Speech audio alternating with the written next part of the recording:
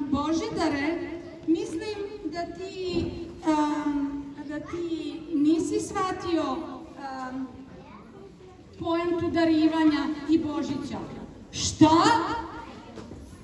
Poenta darivanja? Znači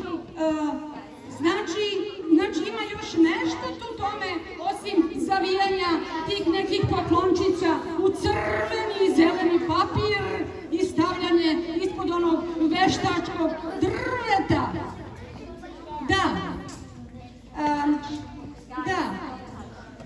ima, naravno. Evo, da li hoćeš da ti pokažem? Pa hoću, evo, pretvorio sam se sad u uši. Dobro, daj mi onda ruku. Ne dam. Daj mi ruku. Ne dam. Neću da mi ukradeš moje ruke.